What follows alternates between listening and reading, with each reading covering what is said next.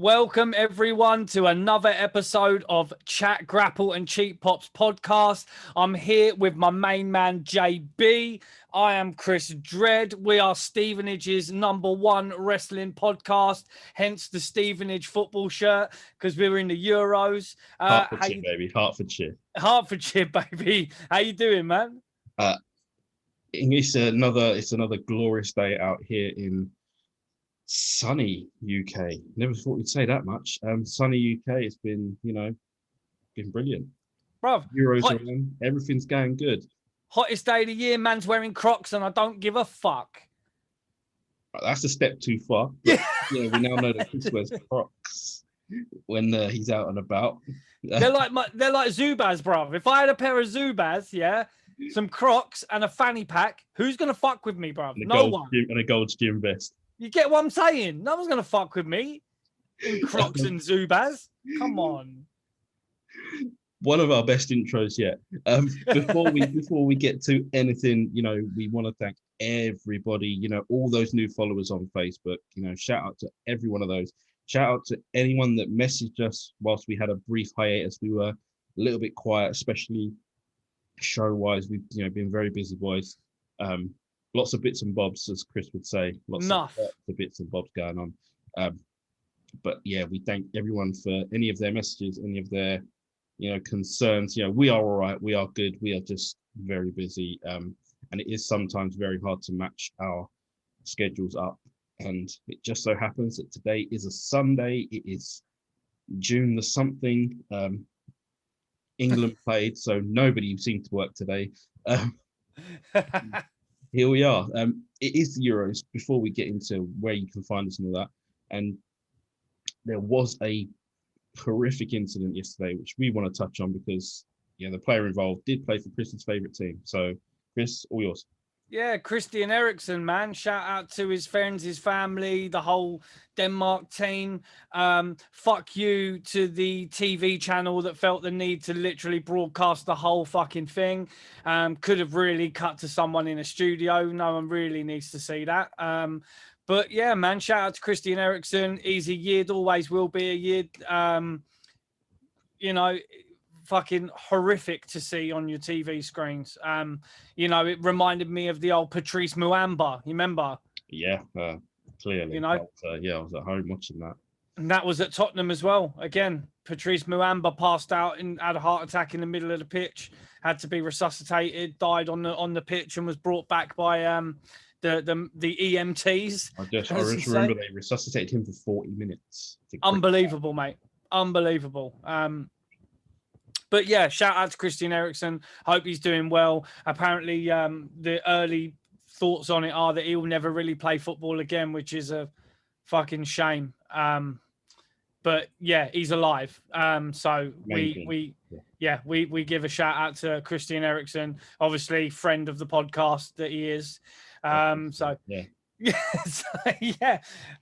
anyone we mention is a friend and fan of the podcast, so just bear that in mind. Shout out to Christian Eriksen. Shout out to Christian Eriksen's Danish team, for doing what they did on the pitch, linking arms and making sure his privacy was kept somewhat. Shout out to the medical staff, man, quick responding. It's how you need it at any sporting event. Let that be a lesson. That's right. Every wrestling show out there. Oh, the shade. We bring it. That's where the shade. We always put it down, because this is a wrestling podcast and this is what we talk about. Football is always secondary on this show, but quick responding, emergency staff is, it's what you need everywhere, every show, every event, every company. It's fucked. Like, kayfabe's dead, but when people are injured, oh no, they've got to keep kayfabe. You know what I mean? It's mental. Like, it's like the only situation they ever keep kayfabe is fucking when someone's legitimately injured and they're like, no, we can't sell it. Fuck off, man. Fuck's sake. Moving on from footballing things. Remember to tell them where they can find us, Chris. Bro, if you're looking at our beautiful mugs, you're watching us on YouTube, which is Chat Grapple and Cheap Pots podcast on YouTube. You can catch us on the social medias.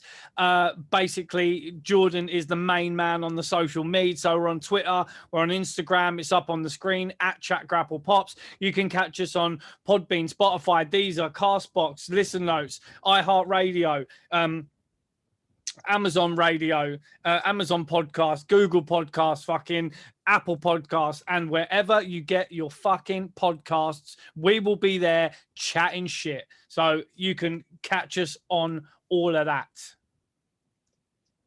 Indeed, and there was 2 fuckings in there as well. I couldn't believe it. Fucking know that, bruv. You know what? Yeah, we haven't done an episode for a while, so I feel like it's I've been working pretty hard. We've both been working pretty hard. So today is the day to unleash the beast. You know what I'm saying? So I'm sorry in advance for my sporadic,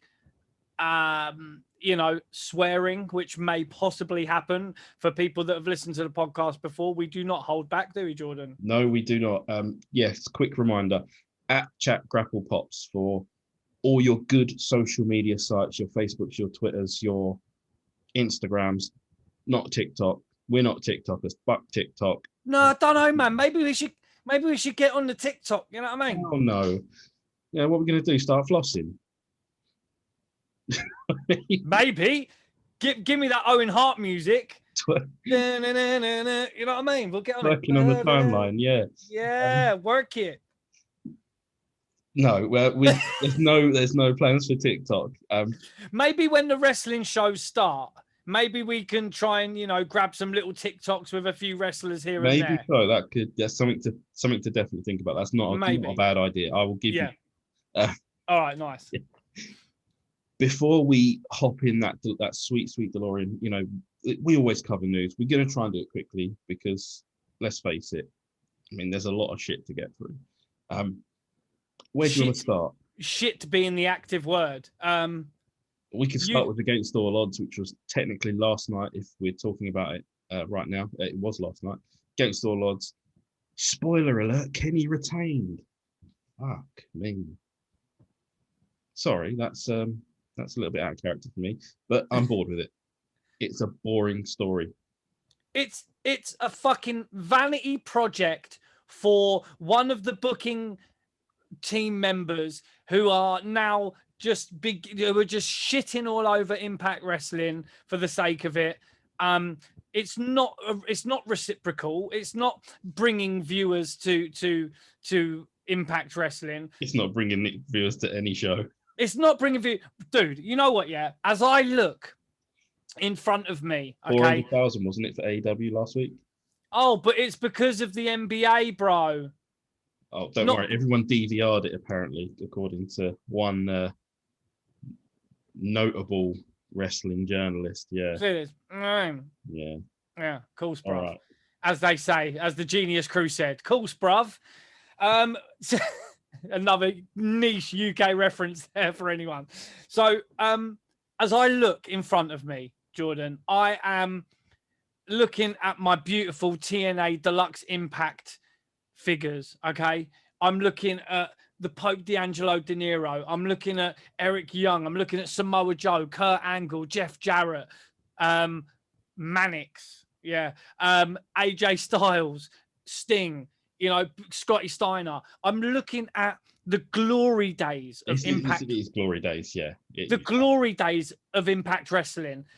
And what I see nowadays is, Tony Khan and Kenny Omega pulling down their fucking trousers and curling out a Mr. Whippy all over what was once my beloved TNA, and they're just taking a massive turd all over Impact Wrestling by, who's allowing this? We don't know the mechanisms of this destruction. We don't know what is being said backstage of, who's manipulating who or who's saying, yeah, bro, this is good. This is going to be good for us both, bro. You know, we don't fucking know, you know, but there's probably a man with his arms crossed trying to push his pecs up. There's probably another curly haired twat there with multiple belts. You know, please stop the madness. Stop it. Do you Please. reckon in some part of that universe, someone said, you know, maybe Moose should go over tonight, and he said, yeah, that doesn't work for me, brother. Fucking 100%. 100%.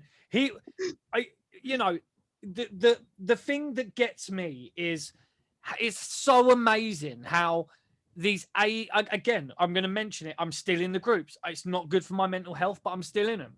The AEW fan groups. Okay.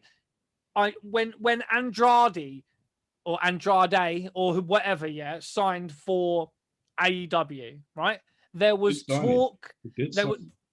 Yeah, he signed, right? So there was talk that he may have had some kind of creative control, or so. Although Tony Khan has veto vote over everything, there was outrage of in the fans' eyes, in these fucking wanking fanboys' eyes, that any wrestler could possibly have any kind of say over his own destiny in that company. Then when I reminded them that Kenny Omega and the Bucks and Cody are all on the booking committee and all basically have creative control over everything, and there's no way that Tony Khan is vetoing any of their decisions. There's no way. Tony Khan is a fucking mark, and there's no way that all these dickheads that he's crowded around himself, and I'm including Cody in that dickhead as well for what he done to a go-go. That whole... Well, if we can, you know, cast your minds back just a minute to last week or the week before, whenever else we did our last show. Yeah. It was AEW, and it was AEW positive. We were doing our best with what we had. You know, you can only do what you can with the material you're given. And we implored that committee not to squash it, not to ruin the heat.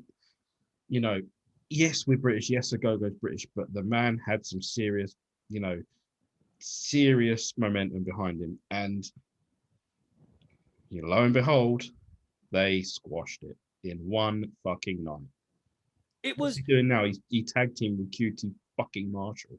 Where was it? You know, where's it going? We said, what would be the point in Cody beating him after the build? And it wasn't a huge build up, but it was the start of something. And I'm getting sick to death of, again, these AEW wank boys talking about...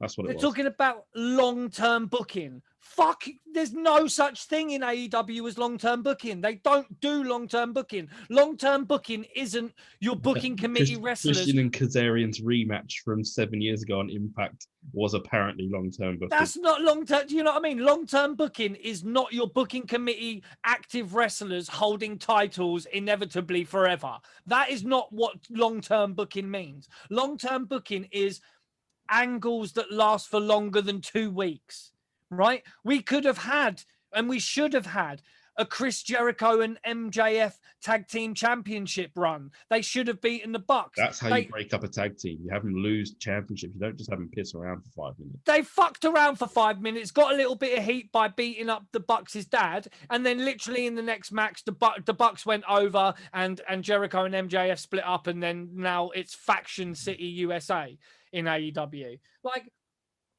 honestly, it is so frustrating, and it's just these fans. The last pay-per-view, they're like, this is the best pay-per-view I've ever seen in my life. Dude, did you not watch WrestleMania 19, you fucking pricks? The fuck is wrong with you? You're gonna get this every time. That every time AEW does a pay-per-view, every time AEW has a, you know, an announcement, it's the best announcement ever. You know, it's the best this ever, that's best ever. That's fine. Diehards will be diehards, and that's cool. Like, you know, I'm not worried. We're not bothered by that. It's when it doesn't make sense. When, you know, Leo Rush was the surprise in the Joker Battle Royal, whatever it is, the wild card thing. He lasted 2 minutes and he was thrown out. What a surprise! And then injured himself and then retired. Yes, that's too. AEW actively killing careers off. Like, I'm surprised that I'm all for a Jungle Boy push. You know, is he going to win the world title on that Saturday or whatever it is, that special? Unlikely. To be honest, at this point, anyone could win it, and I think people like us would be, happier. I just, I can't. Let -1 roll up Omega and take the title. Dude, I don't care. Like, fuck it, do it, man. Yeah. As long as it's just any kind of criticism that is warranted is just falling on deaf ears. And I'm sorry, the company is not gonna last long. It's not gonna last long if it keeps going down the road it's going down. You can't. It can last as long as it wants. It's seems like it's got an endless supply of cash. So let it keep going. I mean, until the sponsorship drops, and the viewership drops way below 400,000, which is where it was last week. It can carry on. We don't know what sort of contract some of these guys are on. We do. This is the thing.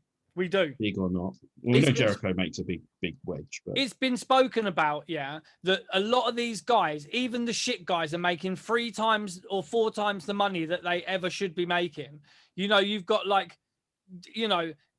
Joey Janela or whatever his name is, making a shit ton of money. You've got all these people making loads of money that they shouldn't really be on. Like, what makes me laugh is the fact they want to be different to WWE so much, and then they keep heralding signings like Mark Henry, The Big Show.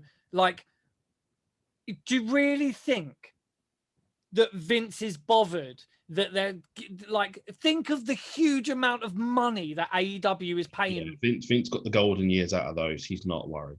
Of course he's not. And AEW is stupid for signing these people. What? Like, I still don't get why they signed Big Show. I still don't get why they signed Mark Henry. Like, they're not even like, don't get me wrong, I like Big Show. I've got a Big Show figure literally right behind me. I like Big Show in his heyday. These men are now basically retired, and they are just literally milking the mark for millions of dollars. Well, I saw it online maybe 2-3 days ago. It was to do with botches. It was another botch sort of thing, botch clips, from AEW. And it said literally some of these guys are stealing a living. They are stealing a living from Tony Khan, naively or not, like whether Tony knows what he's doing. These people are just robbing him, robbing his pockets. What, the workers or these ex-stars? The workers and ex-stars. Does Mark Henry or the Big Show really need a massive wage from Tony Khan? Or could they have continued to, Big Show had a Netflix series and, stuff like that isn't cheaply made, is it? No, I mean, it's just topping up the pension as opposed to, putting food on the table. Yeah, but I mean, ultimately, it's fucking Tony Khan's problem. He basically is, like, I hate to keep saying it, the geezer is living. He's a mark. He just likes being a dream, man. Like, he's living a dream, but ultimately it doesn't mean that you've got a good wrestling company. It just means that all these wrestlers are taking the piss out of you, bruv. And like behind your back, they're just probably laughing. They're laughing. All of them are laughing. The product is subpar. People are getting injured all the fucking time. You've got people that really should still be training. I mean, Statlander nearly broke someone's fucking neck the other day. Fuck it, I'd call Bill Watts. Mate, get him start slapping motherfuckers. Get someone like Bill Watts in there for. I mean, at this point, it's just for my own kicks because I think that would be hilarious. He'd squash the top rope rules, take the mats away from the floor. All that good stuff. All that good shit. And my God, some of those people need those mats on the floor. Honestly, dude, I hate to sound like a broken record, and we hate to do this. When AEW does good stuff, we praise it. But then literally the next week they giveth with one hand and then they taketh away. They slappeth away with the other. They slappeth away, baby. They just the left hand doesn't know what the right hand is doing. There's always the talk of WWE doesn't know how to book and this and this, mate. AEW some next level of just nothing makes sense. You know, Well, it's just they're yeah. just having a laugh. Speaking of having a laugh, we could switch on to Raw, but I mean, I'm not watching it at the minute just because I don't, I don't want to subject myself to that 2.5 hours.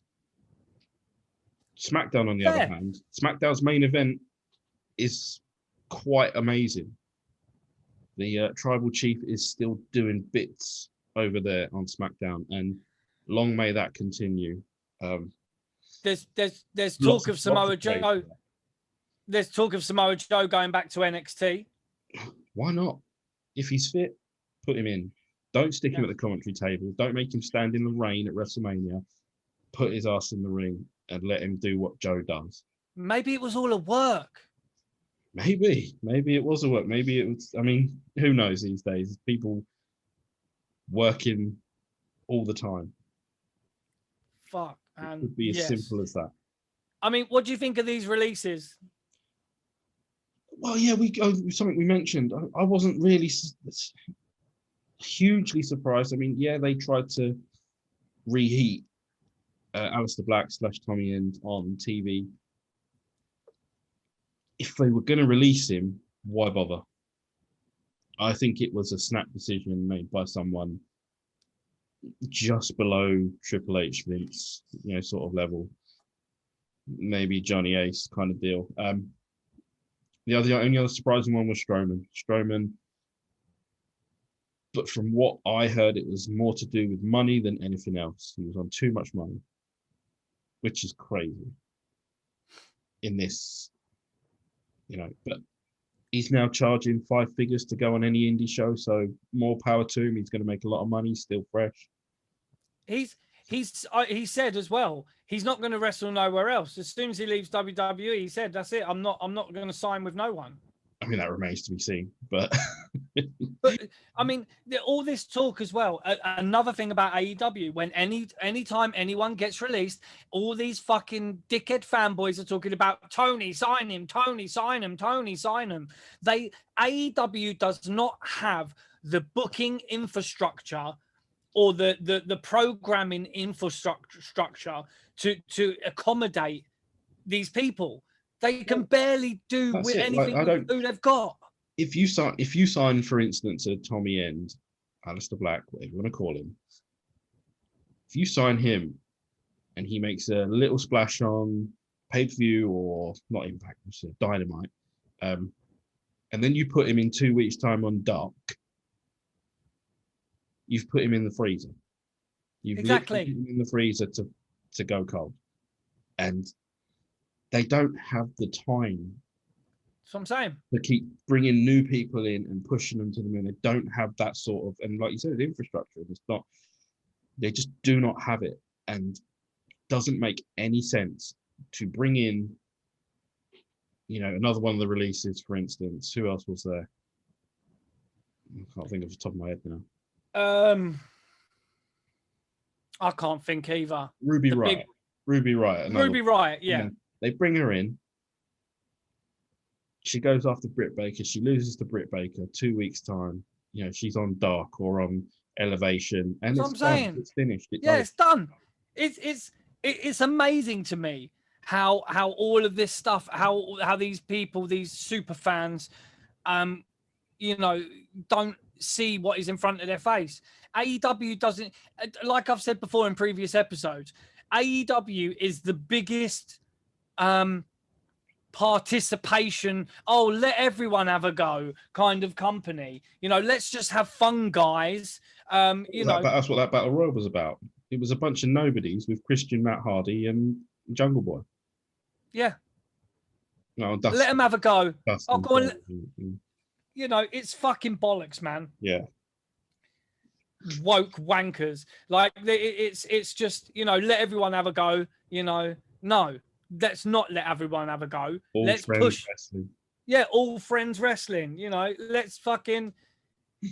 Let's actually create decent storylines and give people proper pushes and take the belts off the guys on the booking committee, please.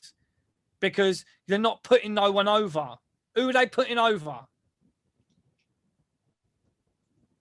So with No that in mind, shall we just press our magic buttons and head back in time?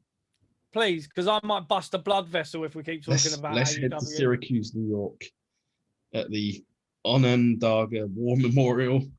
Yep. I think that's what it was called. Because tonight, in any case, is NXT's In Your House. But we thought, fuck it, we don't want to watch that straight away.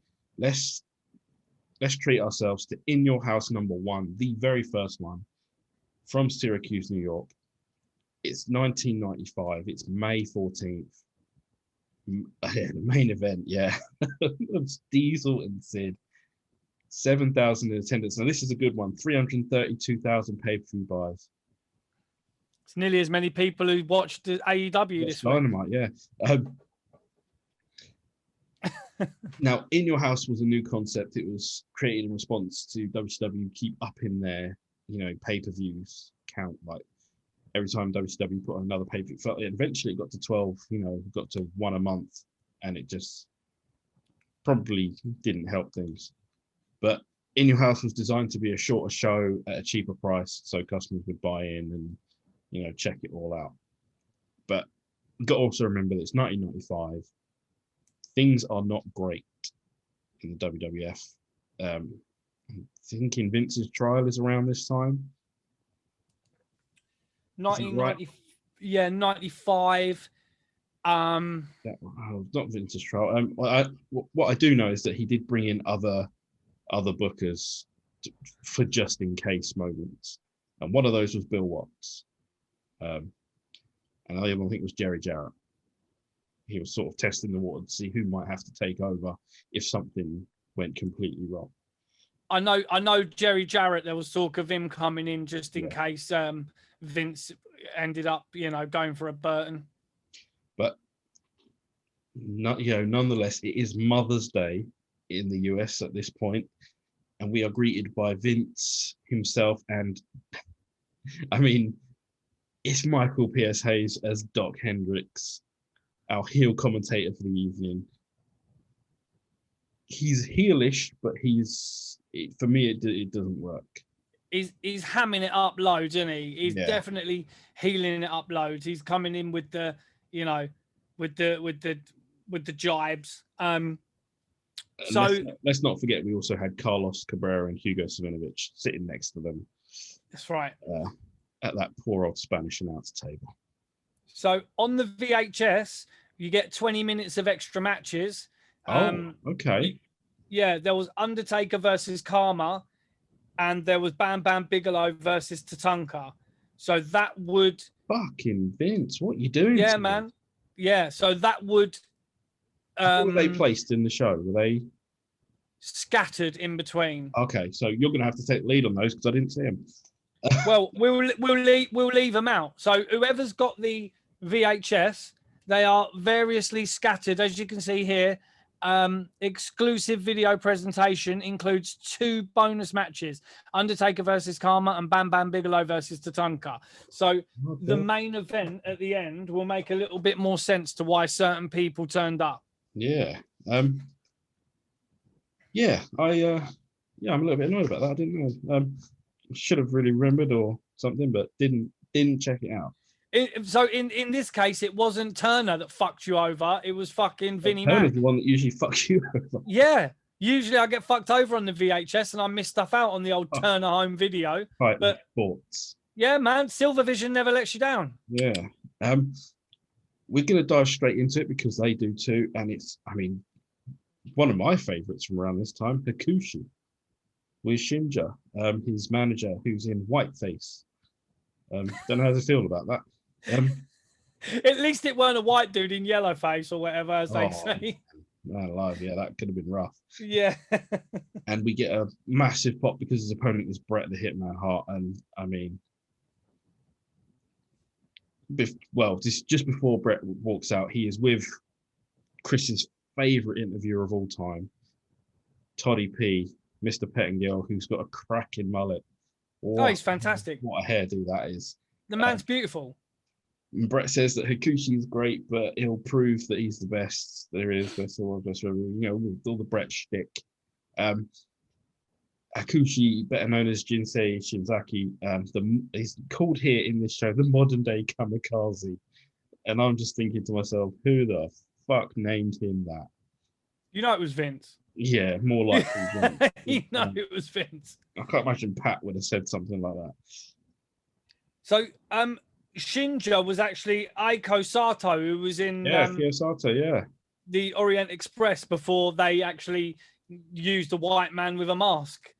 What was his name? Paul Diamond. Yeah, Paul Diamond, who's like ridiculously cut physique, just didn't quite fit. Weird hearing USA chants in a match between a Canadian and a Japanese guy. Made me wonder if the crowd just didn't want either man to win. It's weird, man. It's that whenever there's a foreigner, it's always USA, USA. Whether the guy, they do it all the time with the Canadian. Really cheering for Luger. I'm not sure. On the fucking Luger Express. Yeah. This match was, I enjoyed it. It was probably the best match on the show. It was good. Which doesn't help things later on in the show, but for now we can enjoy it. Brett's corner bump, always good. Always really good. Like I think he's taking a bad one. Hakushi hits a Bronco Buster, which I've never quite understood that move. Yeah, it's if you've got Betty Swallocks, and then you jump on someone in the corner, you're basically wafting your nut scent in their face, which can, make you a little bit. Oh, it's like today, your nuts are swimming and proper. Yeah. So that's when the move's more effective, when you got smelly bollocks and you knock someone out with your stench from your testicles. Shinja is getting stuck in. He's attacking Brett on the outside. Good teamwork, as Doc was saying. Well, Doc Hendricks decides that he's going to tell Vince to be neutral, despite being very, very pro heel. One of the better lines he has in the whole show, really. It's great. Apart from when he's trying to convince Jerry that Brett's on his way to the ring. That's later on. That flying headbutt's nice. I've got that as well. Diving headbutt is sick. Very nice. Very nice. I mean, Hakushi could work, man. Hakushi, when I was growing up and that, I always wondered, I kind of was smart to the fact that they weren't real tattoos, but I thought they must be kind of semi-permanent, because it would have been a cunt to try and get them on every time, so they must have been like semi-permanent tattoos, and then the ones on his face would have been, like the ones that you got in bubblegum, that they come on a little bit of paper and then you get them wet and then just peel them off. Well, the other thing here is that you notice that, once you go through, you notice that Hakushi doesn't stick around much for long. Despite being, decent worker, good look, good moveset, he doesn't hang around in the WWF that time, like for a long time anyway. Brett starts to make his way through his moveset. We all know what it looks like. He starts working the leg and stuff like that. It's all Brett stuff. It's and I don't dislike it. So you're never going to hear a complaint from me when it comes to Brett going through his moveset. I know some people might find it boring, but not me. And he hits a huge clothesline, and Hakushi does a flip on it and looks really menacing. I quite enjoyed that. There was this match, actually, if you think about it, for 1995, there was some pretty high flying, impactful moves. You had Brett going over the top for Shinja, like he literally did a suicide dive. Well, yeah, that comes up. Yeah, next it's a really well done suicide dive, like unexpected. No one's hanging around at ringside for it. No, it's something we talk about all the time. That's right. No one's waiting to catch him or anything like that. Brett just throws himself out towards Shinja, and it's done really well. And I got no complaints. It was good. And then Hakushi does like the backflip onto Brett outside as well. Yeah. It's the springboard Springboard. moonsault. Yeah, They it's both go fucking. out on a suplex. as Yeah, well. They both end that up was over the top rope, and brutal. yeah, just would you have called it a spot fest at the time? Hell no, No. because it's all sort of tied in and everything's being sold well. Yeah. I It's a mean, great match. yeah, is it out of nowhere? It's a victory roll. Brett wins it. All part of the plan. Really good. Undefeated Hakushi was before this match as He well. was undefeated in the quotes, yeah, at that point. And then in the best part of it is Brett twists his knee climbing out the ring. Yeah, he jumps over, lands a bit dodgy, and does his knee in. Yeah. Which, will play into the rest of the evening. Toddy P is at the 1900 number station. Do I have that right? The superstar line, baby. Yeah, he's with Stan Lane and the Lundra Blaze. I'm not sure why Blaze is there. She didn't work the show. No, maybe she did a dark match or something. So Stan Lane and Lundra Blaze, and then Lawler turns up, doesn't he? Yeah, Laura insists that his match start with Brett right away. Now that he's seen Brett's twisted his knee, he wants that match. Let's get it on. And then he claims he got beeped by his mum. Yeah. Paige, yeah. We see his old girl turn up later on. We do indeed. We also have Stephanie Wyand, is it? Stephanie Wyand. Yeah, Toddy P's PIC. Yeah. She's talking about the sweepstakes for the house that you can win in Orlando. This was the first in your house, so they thought, fuck it, we'll give away a house. Why not? Why not, mate? There was 340,000 entries. That would make sense with around about the pay-per-view buyers, yeah. Like, I guess, did you have to buy it to be entered? I don't know. Like, no, but maybe all the people that entered for, I've got to watch this just in case I win the fucking house. Yeah. I don't want to miss the phone call. Next up, it's a handicap match because one of our scheduled participants is injured and can't make it. It's going to be Double J Jeff Jarrett. Great character, Jeff. Ain't he great? Ain't he great? And his roadie, who looks fantastic too. Taking on Razor Ramon. I think this is not far from their match that they had at WrestleMania that year. Yes. Razor, yeah. Yeah. At WrestleMania 11, which you can catch a review of way back when. Go into our video archives or listening archives, and you can find us talk about WrestleMania 11. One of my favorite reviews, actually. It was I'd really enjoy the show. Good review that we did as well. You get the 1-2-3 kid on the phone. He was the other guy that was meant to be in there. He's on the phone. I can't remember what he said. He babbled, really. Yeah, I mean, he not an accomplished talker. Yeah, it was just a quick one, basically. Yeah, I wish I was there and all this. Judith Chalmers, wish you were here, but it was there weren't much to it really. Doc Hendrick says, "Oh, didn't he want to speak to me after?" No. That was it, mate. Really. We keep going. Razor Ramon says it's personal. I think he says that to Todd, doesn't he? He gets there's another massive pop for Razor. I mean, this guy's over in 95. Knowing what he's going to do in 96 and 97, that makes perfect sense. He's it's not someone we talk about a lot, Razor. I think Scotty Hall was great, man. As Razor Ramon, he was underutilized. Possibly, man. I mean, he still had his runs with the IC title. He had some good matches. Forced to work with Dean Douglas. Yeah, that's punishment enough. He did have nice little runs here and there, but he never really got the big push because there were bigger guys. I mean, and he's a big guy, but around this time you had Diesel up there, you had Psycho Sid, Hogan had left, obviously. Yeah, he probably was, but he sold a shitload of merch. Did. You know, he was a fan favorite for sure. Chico. Hey, yo. Hey, yo. Jeff Jarrett's ring attire, always on point.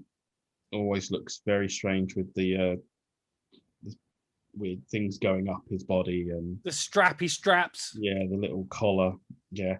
And this match it's a bit weird. At times I felt like I was into it, and then times I thought, oh, this is going nowhere. And smart tags from Rhodey and Double J going well, like obviously Rhodey, Road Dog, whatever you want to call him. In-ring debut. In-ring debut in the WWF, yeah, and he didn't shame himself at all. No, I mean we had an interview not long ago with the great Chris Hamrick, who we spoke about the Road Dogg's older brothers, who the Armstrongs, who Chris Hamrick wrestled on many an occasion. So check that interview out as well. You see, that's a beautiful segue there. Brilliant. Love it. You know, if I have to toot my own horn, I will do.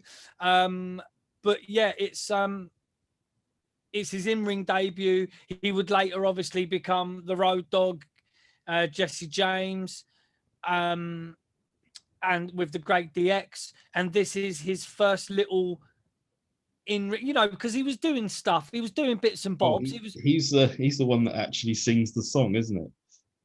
Yes. He's the one that sings, you know, With My Baby Tonight, or whatever it is. What a tune, bro. What a tune. Don't get me gassed. Don't get me gassed. Oh, you know. Pause on this video and go and listen to that song. 3 minutes or so, you know, check out what they thought was Jeff Jarrett, but he was lip syncing the whole time. It's actually, you know, like Road Dogg singing the whole time. They did a live thing on an event as well, wasn't it? Was it at WrestleMania or like a... I can't remember. Where he was actually there with a band, lip syncing, giving it the Milli Vanilli. Oh, yeah. See, I want to look that up now. I want to see what show that was from. But let's do it. Fuck it, man. This is why podcast. We love this long format, man. We can just quickly grab. Oh, sorry, I was listening to battle rap earlier, and that just popped up. In the meantime, there was a couple of mishaps between Jeff Jarrett and Rhodey. Again, this match sort of fell apart a little bit for me in the middle and towards the end. And in between one of those mishaps, Razor hits the Razor's Edge and gets on Jeff and gets a win. But I think Chris is going to tell us where it was. I've got it. It was In Your House too. Oh man, we were so close. Yeah, it was In Your House too. So it was the next In Your House event. Yeah. With My Baby Tonight. And he was there with like a live band. Yeah. And it's on WWE.com videos. Is this where he has like the hat that lights up and stuff? Oh, it's amazing, bruv.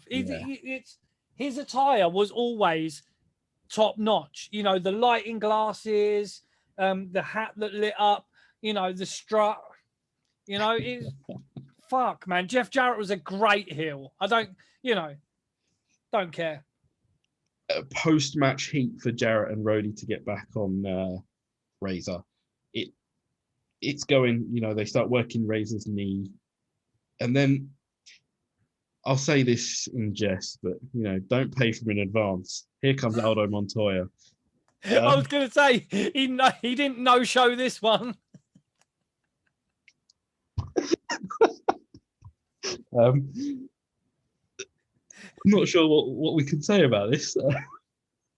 We're in we're in the podcast community, and there's you know, bits and bobs going around of him no showing events and no showing stuff. Yes, the man that formerly known as Aldo Montoya, Mr. PJ Polaco, has been taking money and no showing his scheduled appearances on other podcasts.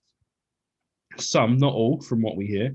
I mean, we chatted with him. I chatted with him on you know, and we thought about getting him, but you know, it's so let's say some guys are oversaturated when it comes to shoot interviews, and he was one of them, and we just decided not to do it.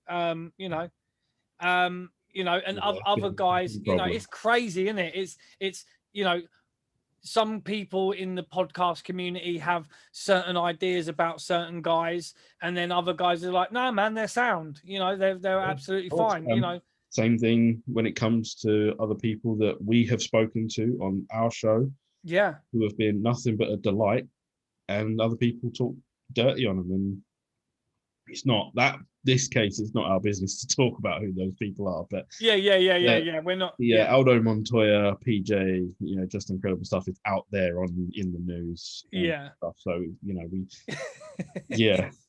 So yeah, he didn't no show this one. He turned up. For his booking, to attempt to make the save. They just Rhodey and Jeff Jarrett just get rid of him. It's nothing. Like, who the fuck is he to come out? It was hilarious. Yeah, he literally came out, tried to help, and got his ass whooped and chucked out the ring. And then a random, or as Vince would think, it's a random, unknown to the commentary booth, comes out and just starts laying waste to Rhodey, and particularly Jarrett, even like mounts him at one point and starts punching his head in.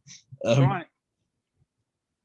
And you know, the cops have to get involved and escort this man out of the ring area. And it's later found out that this man's name is Savio Vega. Absolutely. And you know, Savio Vega, again, another segue, was spoken about quite a lot in our interview that we had with Mike Drosy, aka Duke the Dumpster Drosy, who was quite good pals with Savio Vega. So yeah, great interviews, all completely different interviews in their own right. Go and check them out. Especially, you know, if you've got 2 hours, listen to Chris Hamrick. If you've only got an hour, listen to Mike Drosy. You know, we've had some great interviews. You know, we've had Mike Drosy, aka Duke the Dumpster. We've had Anthony Corelli, aka the Amazing Santino Marella. We've had Sonny Ono. Yeah. We've had Chris Hamrick. You know, and we've got tie in there with Sonny. If you've been watching, you know, Dark Side of the Ring, those documentaries on Vice, Sonny spoke to us about, you know, career and how crazy it was there. Before that Dark Side of the Ring even came out, he spoke to us about that pre stuff, you know. So we're doing bits and bobs, man, and we've got some other stuff in the pipeline. But Savio Vega was quite good friends with Duke the Dumpster Drosy. So a little segue there. But yeah, this is Savio Vega, and they do this little thing in the superstar line, you know, when they're like, oh, he's my old friend, you know, Razor Ramon is my friend, you know. He's like, thanks, you know, gracias. Yeah, they did a little fist bump and a gracias. That's right. There's a King of the Ring promo because King of the Ring is coming up. That'll be the next bigger pay-per-view. And then we cut to something that I never thought I'd see in '95. I was completely thrown by it. Jerry Lawler is arguing with Jack Tunney. Well, yeah, I mean, it's nice to see someone other than Hogan. Yeah. Yeah, Hogan's somewhere off in the back shouting, screaming for Tunney for no reason. Still testing his luck for a Rumble, yeah. Yeah, trying to do charades to show him how he was pulled underneath the ropes. Oh, yeah. Nothing like a Hogan complaint, is there? Oh, no. There's a vid promo on Sid that it's an okay vid promo. It was quite good. It was better than his actual promo later on in the show. I don't know. I like that. We'll get to that. Oh, really? Okay, yeah. When it was just a close-up on his face. I mean, we'll agree to disagree on that. No, I love that. Fucking Sid at his finest. Vince cuts us to some random guy. I couldn't remember his name. I didn't hear his name properly. It was Bruce something. Bruce, whatever. It wasn't Pritchard, but he's shilling Brett shirts in the crowd. And there's some serious mullets in the crowd too. Some one-size-fits-all fucking shirts. One size fits all, and he says, "Oh, it's like XL, so it's fucking XL, mate." Yeah, that's right. So clearly, one size don't fit all. What do they shrink or get bigger? Fuck off. Yeah. We moved to a King of the Ring qualifier. They, you know, probably why we had that promo on King of the Ring. Yeah. Mabel with Mo taking on Adam Bomb, and I mean the silence was deafening after the introductions, after the ring walks. I mean, Adam Bomb gets a decent enough pop, maybe. He does get a good pyro, but yeah, his pyro was sick, bro. It looked like an atom bomb. The mushroom cloud was sick. It was so good. Mo provides a distraction for Mabel to get the jump before the bell. And this is where it takes a little bit of a weird turn. Like Adam Bomb is throwing out some decent offense with some high flying moves, some high flying clotheslines and stuff on Big Mabel. I suppose you've got to do it. The guy's massive.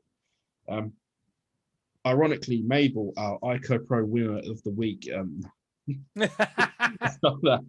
it's not happening. Even he's not the biggest guy on this show.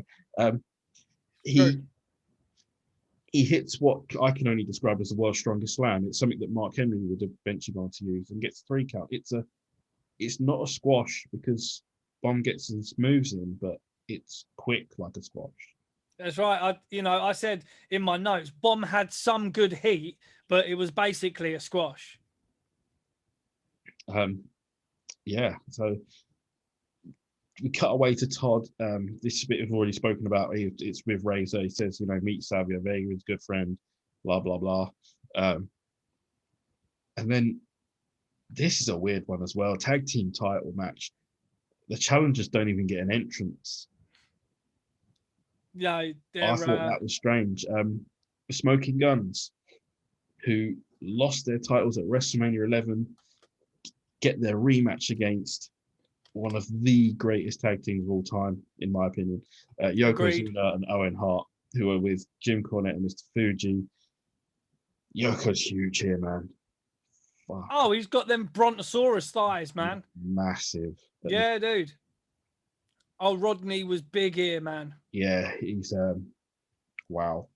But he's still moving relatively quickly. Yep. He's still got the speed under all of that. And I was a little bit shell shocked by it because I wasn't expecting him to be that quick on some of it. Granted, he did jump into a rest hold straight after that. But yeah.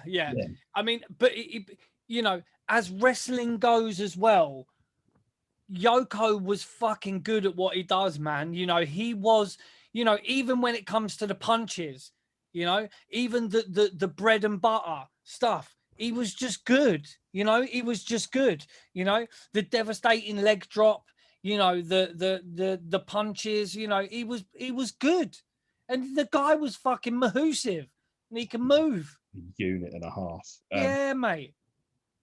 Owen gets his moves and he's obviously going to be carrying the lion's share of the work here.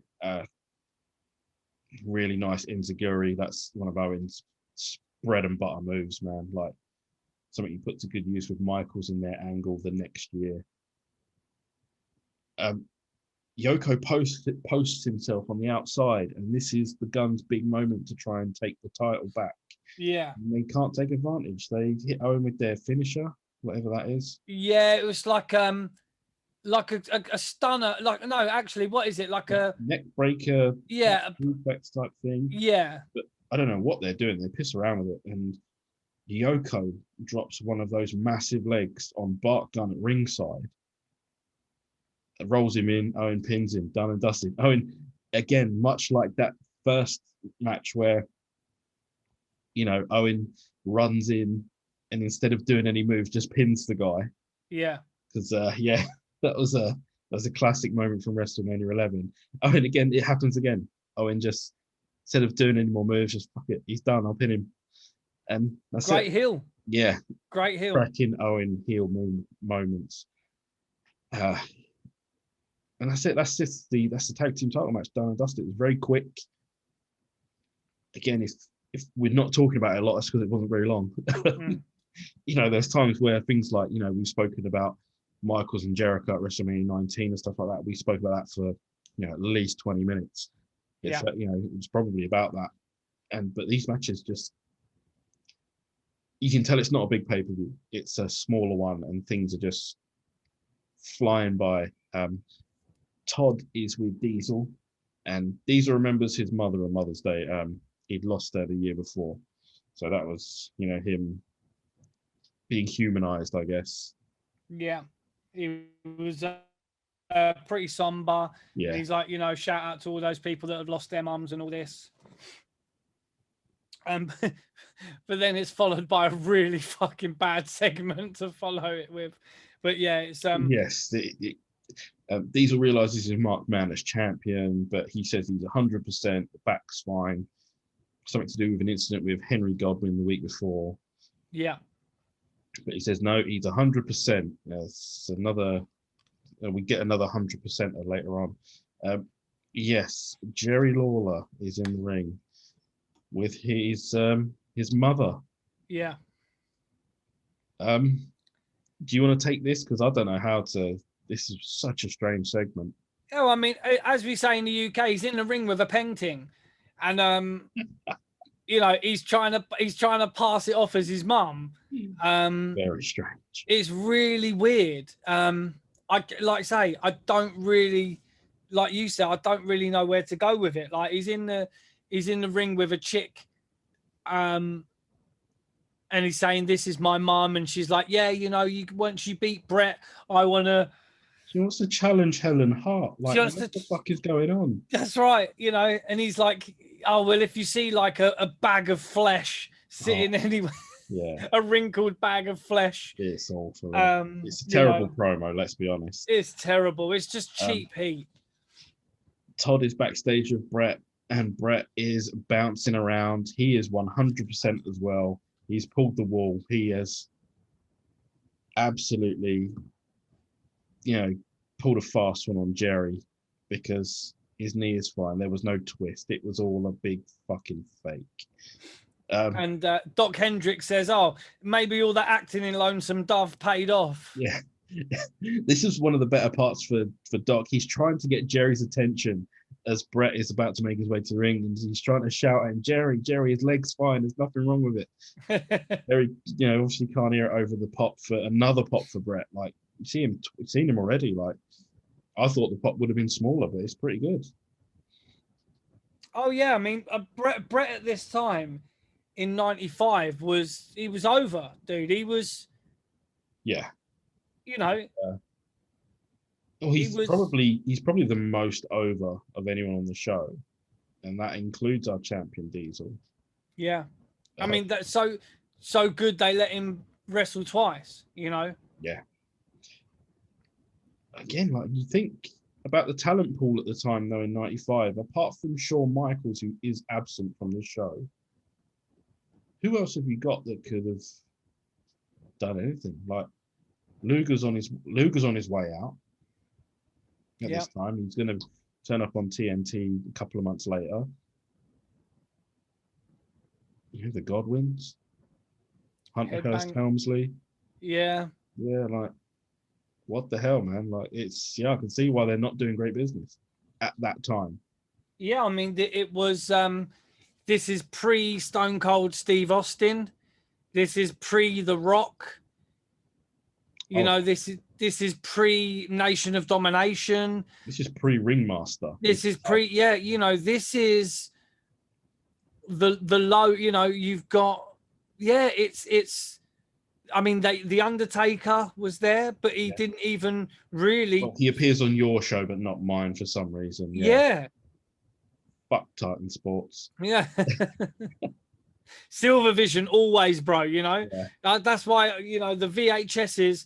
I still keep getting them. I still keep buying them when I can. And they're still fairly cheap. If you join these VHS groups, you can pick them up for literally, like, we're talking a couple of quid per video. We're talking about things that were bought. I'm gonna interject for just a second because good old San Francisco toy makers have come up with an absolute beauty. This was picked up for me by a friend. 15 of our English pounds. That is Johnny B. Bad. Wow. And I'm so bad. He's a bad man. He's a bad man. It is in great condition. I've just put a San Francisco toy makers because I had loads of stuff like in boxes and stuff, but I was just trying to find little spots to put them, and I rearranged my thing, and I put. I can see, some good rearranging there. The ring has disappeared. The ring's gone, but I managed to get this guy up, the old San Francisco toy maker, and it's still got a $4.96 Walmart sticker on it. Wow. And you press him and he vibrates. I'm not sure what people would do with that.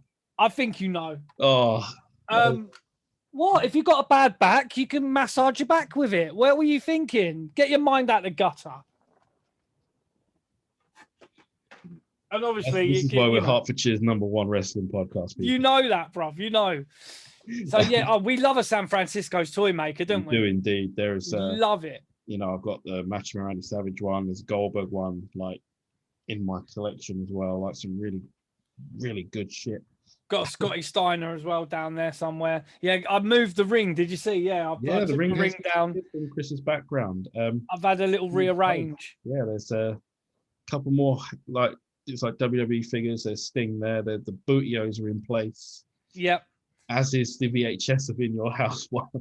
You know, I had perfectly placed, man. I had to put it there for the, and I've got me the Slammers up there, Taka Michinoku, Dude Love, got the Team Extreme there, and I've got me little minifigures that you can't. I'm just glad that there's not a poster of that god awful fucking film in there. No, there is. It's just you can't see it. It's right ahead of me. Fine, we can't see it, everyone. That's great. Thunder in Paradise, bruv. You framed it, remember? Like we said. Of course. Where were we? Bret Hart. Yes. Taking control of this match. Jerry Lawler. Chicken shit heel 101. Yeah. Anyone watching, or trying to become a chicken shit heel, just watch Jerry in the WWF in the 90s. He is an absolute bag of shite. He's so good at begging off. He's everything like he does is, and this was the guy who was a babyface for like decades in Memphis. Yeah, he was king. even in the first match with Bret Hart and Hakushi, it cut to a double feature of him watching a screen and just like rubbing his hands together and just loving it and like getting involved when Hakushi's beating the fuck out of Bret. He's a complete chicken shit heel, It's brilliant, really good. Bret no-sells the pile driver. This is Jerry's big move. Amazing. This would not have happened in Memphis. Dude. Like the pile driver would have beaten him. No, he no-sells the pile driver. Crazy. He hits Jerry with his. He hits Jerry with his own pile driver, and then this is where things get really spotty and sketchy. Our idiot referee for the evening. Who is it, Chris? It's Mr. Hebner. Yeah. Dumbass has been screwing Bret since 95. We should have known. Gets himself caught in the ropes in between the bottom and the middle rope and falls out the ring while still caught in the ropes. Shinja, our white-faced demon, turns up to distract Bret because then Hakushi comes flying in with some sweet headbutts.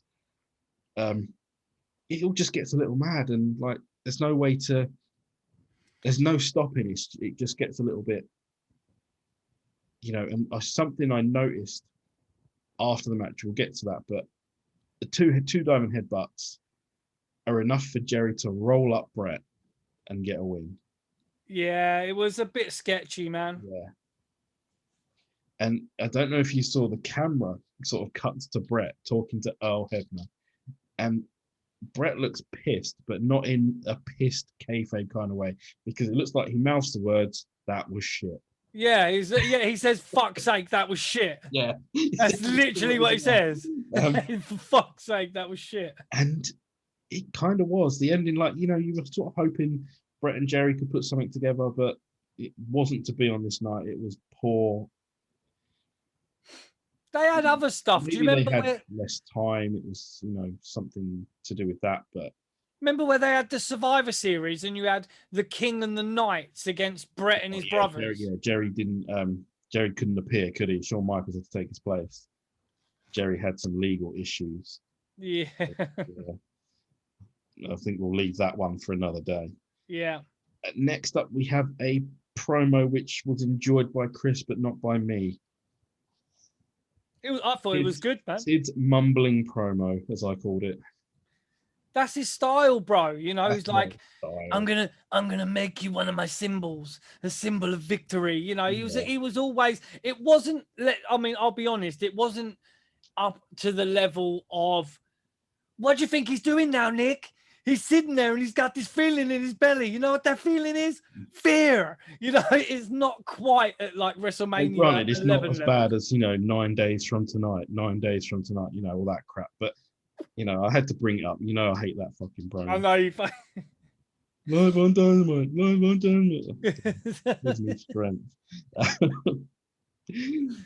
We move on from the promo from Sid, which again, I still don't think was very good.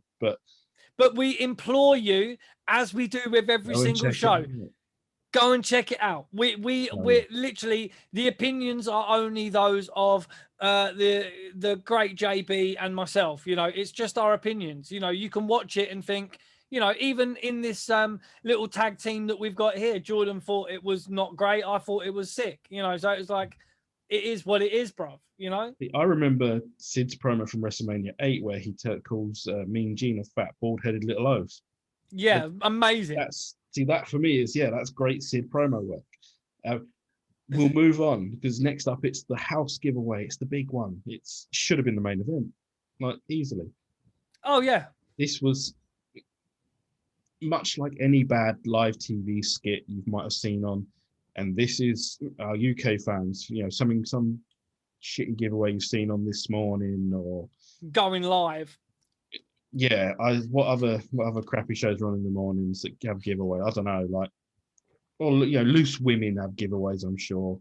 Yeah. And that, for anyone listening outside of the UK, that is not, a show. That is not it's not what you think it is. No, we're not cussing women that like the D. We're not calling them loose. It's just a show. It's just a show called Loose Women, where we're just some women just chatting. They're just chatting. But yeah, any bad TV skit. But if anyone's gonna make it work, it's Toddy P, bro. It's Toddy P calling the wrong number. Dude. He calls the wrong number and things. Vince is laughing, but I don't think he's finding it that funny. It was that fake laugh. Ha ha ha ha! It was that funny. He's like, for fuck's sake, Todd, end this shit. Yeah. And we do have a winner, Matt from Henderson, Nevada. Matt Pomposelli. Matt Pomposelli, our ICO Pro winner of the we don't know who that is. Doc, however, claims to know him. Yeah. It says, meet me at the airport tomorrow. Golf privileges, man, because the house is on a golf course. So something I did look up is that the Pomposelli family sold the house for $175,000 6 months later. Really? Yeah. So, I mean, win's a win, isn't it? At the end of the day. Yeah, they lived in Nevada and they didn't want to move to Florida. I would have fucking moved to Florida from Nevada, probably. Yeah, both hot, both, Yeah. Probably less gators in. I don't know. Thing is, though, Florida's quite close to Jacksonville, isn't it? Yeah. Well, easy. Jacksonville is in Florida, isn't it? Yeah. That's what I'm saying. In Nevada, less gators, I guess. Mm-hmm. Stuff like that. Who knows? But yeah, they sold it and probably lived a happy few months whacking 175 grand on Charlie and sticking it up their nose. Yeah, cool. on the beak. Oh hell yeah. I mean, we don't know that Matt Pomposelli is a raging cokehead and probably, spent his fortune of 175 grand on beak.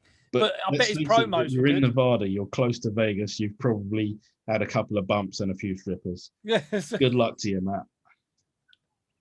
He's our ICO Pro winner for this week, Matt Pomposelli. Matt Pomposelli from Henderson, Nevada. You are our ICO Pro winner of the week. Scott Steiner will personally deliver a suplex to you later in the week. And then give you a maths lesson. Good luck with that. Main event time. It's Sid, Psycho Sid, as Vince calls him, and will pay for it dearly. He'll pay. With Ted DiBiase, who hasn't left the company, still got his corporation on the go and all that, taking on our heavyweight champion of the world, Diesel. Best Yeah. part of this bit is Sid's awkward stare at Vince as It's Diesel makes great. his entrance. Sid does not move a muscle, just keeps staring at Vince. And yeah, it's so creepy. It's funny. I It's can't. brilliant. I enjoyed that so much. He's just eyeing up Vince on the outside. He's just literally just standing there staring at him, and he's like, Doesn't flicker a bit. Just keeps staring at him. And Doc's trying to like G him up and say, "Yeah, Vince, it was you. Call it to Psycho now." yeah, say it to it, and Sid's like, say it to my face, McMahon. That's the bit. That's one of the best parts of the whole main event. I just couldn't. And Sid does eventually get into the ring. Doc, tells Vince he can thank him because he helped him out there big time. Yeah. I mean, as it goes, some of those were almost Heenan-esque. Yeah. Like, obviously, it's not a patch, not even close. But some of those lines, you could imagine Heenan delivering them. Yeah, I mean, Probably this was, I mean, Heenan left in like what, 94, 93, 94? Yeah. Just but the beginning of Raw in 93-ish. Probably trying to get that Heenan magic. Yeah.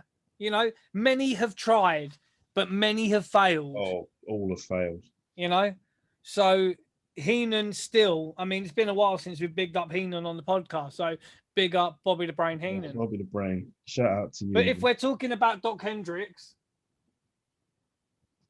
we've got to show the signed WCW card. Man, Michael P.S. Hayes. Michael P.S. Hayes. An absolute star. I mean, I've waxed lyrical about him how many times, if he was possibly in less of a party mood after the shows and kept in better shape, man. He was Shawn Michaels before Shawn Michaels. Oh, 100%. He was the shit. Yeah, that's man. You know what song's going around in my head right now? Yeah, man. Bad Street USA. Let's get pause the show again. Like, go and listen to Bad Street now. You've listened to With My Baby Tonight. You've got yourselves in the mood. You're having fun. You're having a drink. That's it. Now, send it home with Bad Street USA and strut around your house like you own the fucking place. That's 2 songs to add to the playlist when you're smashing the misses. Just bang them on. No, I think With My Baby Tonight is more of a mood swinger, like really to get them going. And then once they're going and you've got them, you've cheated them over. That's right. That's the closer. That's the finisher. There's a question for our listeners: sexy entrance themes, and you can't use "Sexy Boy." You have to think of other ones. Right. Stuff to get the missus going. Sweet Jesus, what have we become? What have we become? We'll tell you what, we've become Hertfordshire's #1 wrestling podcast. That's what we've become, baby. Don't worry. Diesel. There we yes, go. Diesel that's right. Flying out the traps here. This is a main event which is 2 big men. I wouldn't say it's as slow as your typical big man match, but it's still pretty slow at times. Ted DiBiase does his best to distract so Sid can get the upper hand. Sid obviously starts to work the lower back because Diesel said it was 100%. He's not going to trust the top babyface who should, tell no lies. It's a babyface in the 90s, man. You've got to be truthful, honest, and clean cut. That's right. It. Or the early to mid 90s. Once the late 90s kicked in, you could drink beer and kick the shit out of who you wanted to. That's right. And give them the finger. Yeah. I noticed here that Sid, it seems like Sid is calling this in the middle of the match because Diesel was rushing. Yeah. And Sid had to try and slow him down. I don't know why Diesel was rushing. I don't know why Kevin Nash seemed to be rushing through everything. Maybe they were pressed for time. Who knows? But it's almost like he was back in working with Shawn Michaels mode from WrestleMania 11, because poor Diesel was seriously, jumping from spot to spot, and Sid had to slow things down, really slow things down. And by that, I mean a really long fucking camel clutch. Yeah. I mean, it felt like it went on forever, man. I mean, you've got two guys who are not the greatest in-ring performers going at it together. You know, it's a dance, and if you've got two guys with two left feet, you're gonna end up with some broken toes. Well, here's where things change for me just a bit. It's, you know, and I never would have seen Sid as a ring general, but by him slowing that match down, putting the camel clutch on, yes, it was long. He puts it on again, but he puts it on too close to the rope. So he ever so subtly, and this is really good for me, he just subtly just slivers away from the ropes just enough. I thought, you know what, fair play, Sid. Like, you know, ring fucking general. No, that's right. You know, it is one of them things where, I mean, he's got a quite a bit of experience. I mean, we're talking, you know, Sid has been, I mean, we had Vinny Vegas obviously before, and they would have actually been in WCW around the same time. Yeah. Remember Sid like jobbed out and left in 91. And I'm sure Vegas was around about then. Vinny Vegas, yeah, or Oz or something. You know, there as a Master Blaster or an Oz or a, you know, something like that. And Sid would have been back again in 93. Yeah. And I don't know, would Nash have gone by then? Nash, I don't know if he was might have been around in, I think he might have joined in WWF in 93 because it was the 90, was it? Oh, it might have been 94. It might have been 94. He might have still been hanging around in WCW around 93. Which one was the Rumble where he broke out and eliminated like 10 guys and was almost accidentally turned babyface? That would have been 94. Yeah, it would have to have been 94. Yeah, so he probably, he was in the WWF in 93. So, and Sid went back to WCW around that time, so they would have crossed over again. But, yeah, I mean, Nash. You're looking it up, aren't you? Yeah, I am. He was.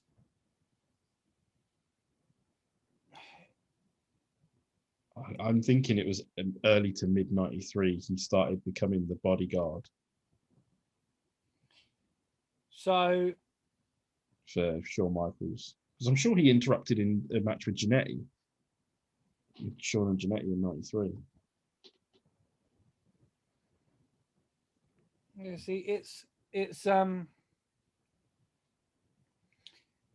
weird. He had you know, he wasn't even in WWF for that long, really. Who? Diesel. No, he wasn't. What he did in the time he was there was really weird. You know, because what he did in the time was amazing, really, for, you know, for how long he was there. Yeah, I mean, he was Vinny Vegas till 93. Yeah. You know, and then Two Dudes of Attitudes, 93, 94. Well, that's for Shawn, yeah. Yeah. So he would have been in 93, he left WCW. So yeah, he was still there in 93, and Sid was in WCW in 93. And Sid would get fired again in 93, I'm sure, because the stabbing thing in Blackburn, yeah. Yeah, we are stabbing in Blackburn, you know what I mean? Of all places. We actually covered an event, a WCW event in 93, didn't we? I think we did. I think the main event was Davey Boy Smith. It had Davey Boy Smith, Vader, Sid. Yeah, it's a Beach Blast, am I right? Yes, Beach Blast 93. Check back in our archives for that, bitches. Back to the match. Sid, this choke slam doesn't go well. He does do a good Orton kick though. Oh, almost the punt, wasn't it? Yeah, he almost punts. Yeah.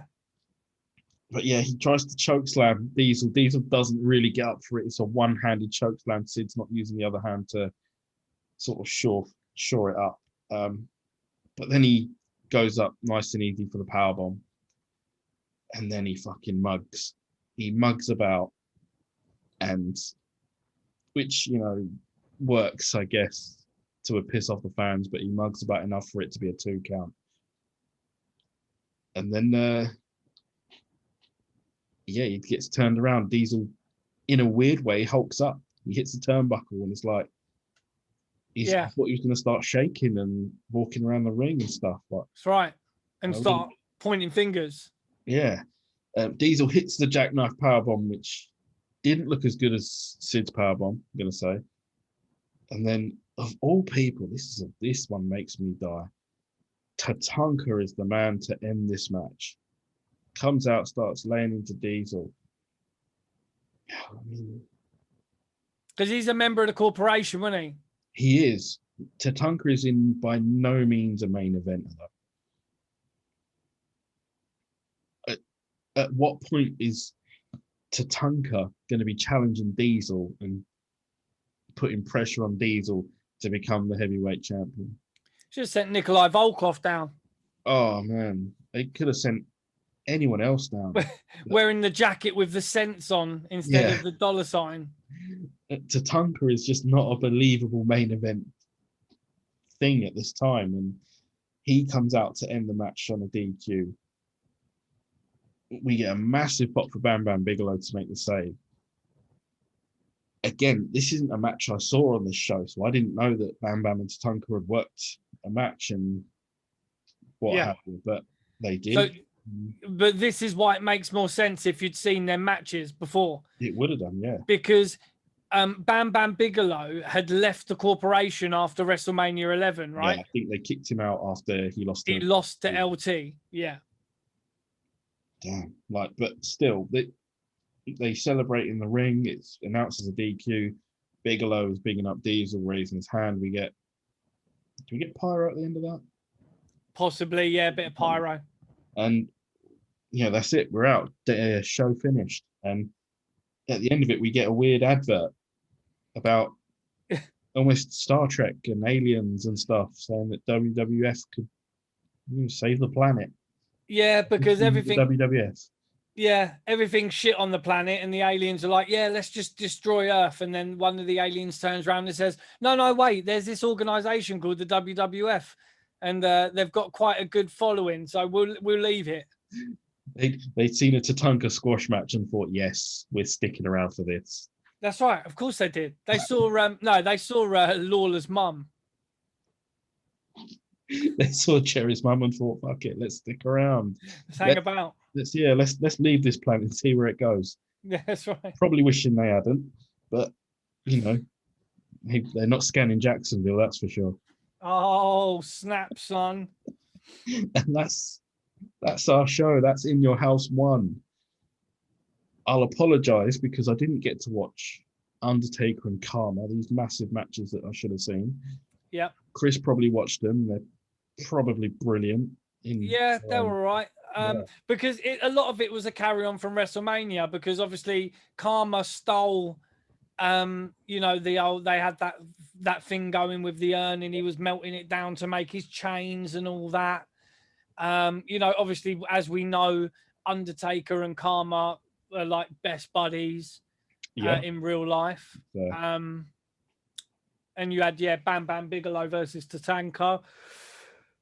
Again, another follow-on from WrestleMania 11.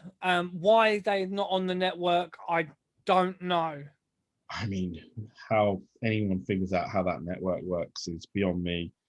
I wish I could pull someone or email someone and say, look, what's going on? Why are we missing out on Silver Vision matches and stuff?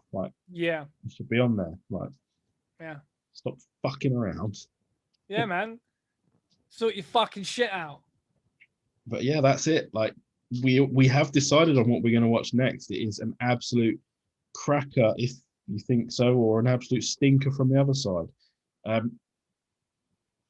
We are going to do something that we haven't done yet, but people have seen it many times, it is the dreaded / famed triple cage that we're going to do. It's not from 2000 because, you know, David Arquette main events aren't for us just yet. It is I don't know, man. the 1995, I believe, uncensored. Yes. With the triple cage where Hulk Hogan and Randy Savage take on about 97 people, and which is only what 1/3 of WCW's roster, 97. Yeah, that's right. Yeah. I'm sure there will be double camera, triple camera spots that I will fucking loathe, but we're gonna watch it because, you know, who doesn't love a Hogan and Savage main event against 10, 12, 15 people? That's right. I mean, correct. Those odds, I don't like their chances. That's right. No, I think we've spoken about it briefly before. We've referred to it, but we've alluded to it, but we've never. I actually thought we did do a review on it, but we never did. We did another one, And didn't we? Uncensored. Yeah, I think we did Uncensored 97, possibly. Yeah, something like that. So we did another Uncensored. So we're gonna step into this one. It will be our next one, which is it's the same year as this. So yeah, good stuff. Yeah. So unless our man Chris has anything else to add, I think we'll bid ye have got a fond farewell for now. Yeah, man, but it's just nice to be back in front of the old Zoom. Oh, it's lovely. Camera. Yeah. We're still waiting to hear what the fuck is going on with this whole coronavirus thing, and you know, restrictions quick being shout, lifted. Boris and Mr. Hancock and all you fellas, or you jumped up tossers. If you need some help, just holler at your boys. We got plans. We can fix this. We'll book it. We can book start to finish. Yeah, man, we can book it start to finish. Coronavirus, we've booked it. We've already fantasy booked it. You know, we'll end it all live at Corona Mania. Don't worry about it. That's fine. Yeah. Exactamundo, man. 9 nights from tonight. 9 nights from tonight, we can have it booked and wrapped up. But we, because we want to get out to the wrestling shows, man. This was, I mean, Chat, Grapple, and Cheap Pops podcast was a test tube baby born in lockdown.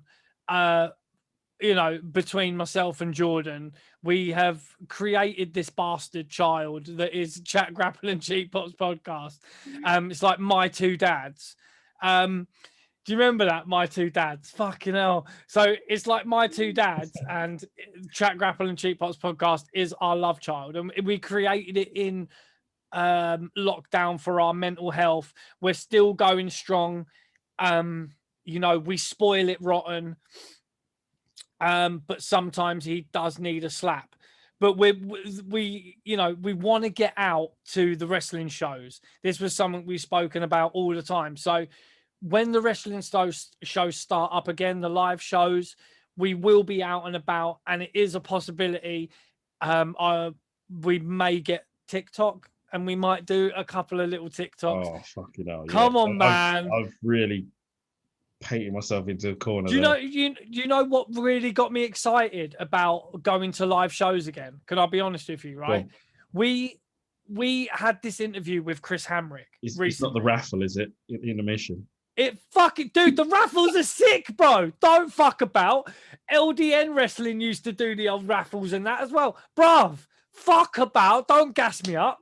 You're like Americans. I don't know if they even. I'm pretty sure they don't have like a raffle during. I'm sure they have raffles, but I'm pretty sure they don't have them at wrestling shows. And wrestling shows, it's like a British wrestling thing where you have a Oh man, this is why we do this podcast. So we oh mate, you can't beat a raffle, especially when the winning, the stuff that you win is stuff from a wrestling promotion in the UK. Yeah. So. We had this interview with Chris Hamrick, right? And he was talking about 1PW, right? So I went back and I've got a DVD. I've got a 1PW box set, which is amazing, okay? And you had Al Snow and the Blue Meanie versus Chris Hamrick and Tracy Smothers. and there's like a dance off in the middle of the match, and like, you know, there's crowd participation, and you've got Colt Cabana and the Pucker one, Darren Burridge. Oh God.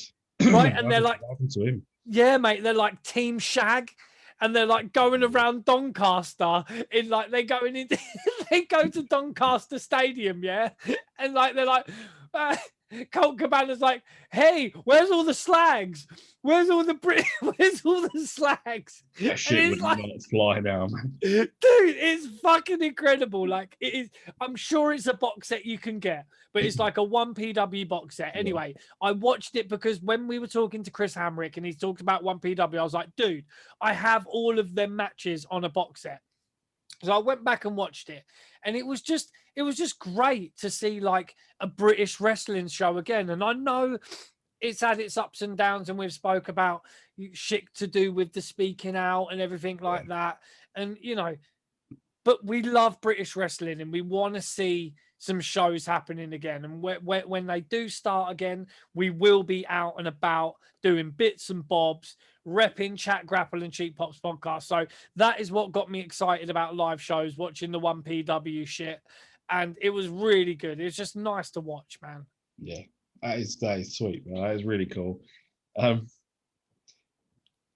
don't really know where to go, but like it was just Parker, man. Like about the raffle, but dude, you know, a raffle at a British wrestling show, and they have like the stalls selling the merchandise. You know, they used to sell Hasbros and stuff there. DVDs. There are wrestlers that have got merch to sell, man. We need to get wrestling back in. Like, you know, there's probably some poor wrestler there with like stacks and stacks of t-shirts they just ordered before lockdown, thinking they're going to get rid of them. They need to get rid of them at the merch stall at a show. Like, let's get it back together. Let's get it going, baby. Boris and your fellas, fix yourselves up. We've had enough. We've literally had enough now. We're done. You know, so with that in mind, remember to like, comment, subscribe, you know, dislike, you know, say what you want. We genuinely don't care. If you get on the Facebook group. You know, the group is flying. It's flying, man. We've got a lot of interactions. We've got a lot of people following the page. It's fucking great stuff. You know, the Twitter and the Instagram, we're doing all right. You know what I mean? Jordan's the fucking main man for that shit. He's on it like a car bonnet. He's on the socials, man. So at Chat Grapple Pops, as you can see in the bottom corner. Yeah, just get at us, man. Talk to us. You know, it's good to talk, as they say. It really is. And I guess that's it. We'll see you very soon with Uncensored 95. I'm JB, the PIC Chris Dredd. Take care, guys. We'll see you soon.